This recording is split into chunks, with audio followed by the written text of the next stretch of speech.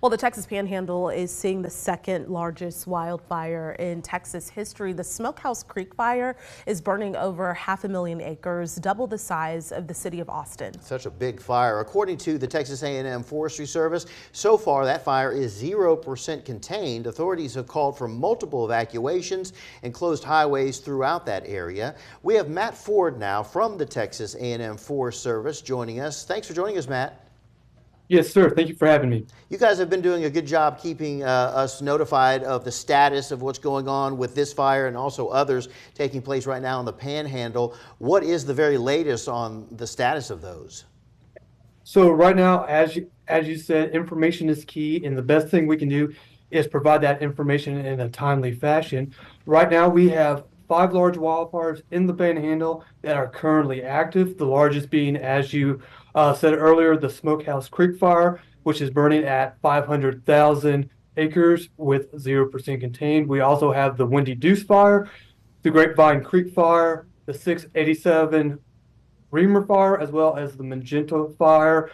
Again, a lot of this information is being passed around. We ask that all people stay in contact with their local and county websites, as well as with Texas A&M Forest Service and ncweb.wildfires.gov.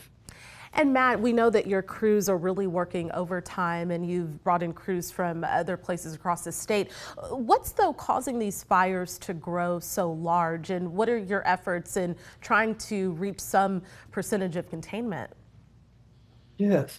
So over the last couple of days, we've had what we've called a multi-day outbreak.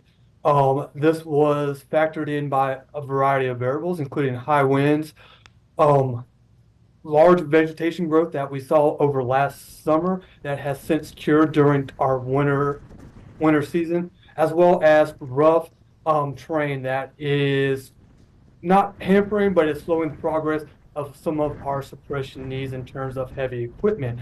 We're currently using multiple resources from Texas A&M Forest Service, TIFMIS, local, county, state, and out-of-state resources in terms of dealing and suppressing these wildfires. We do have an out-of-state incident management team inbound, as well as aviation resources that will be here as of Friday. Such tough work for sure, and we do know that you all are doing the best that you can with it at this point. So because of all this, the fire, the smoke, everything, there are evacuations in that area. What are the plans for vulnerable people who might be like in hospitals or nursing homes?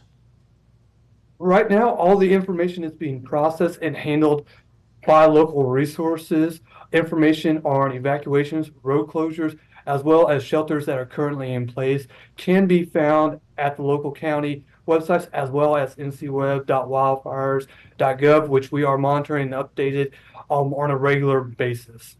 Okay, Matt Ford from the Texas Forest Service. It's always good to talk to you. We'll check back in with you later this afternoon. Thank you for your time.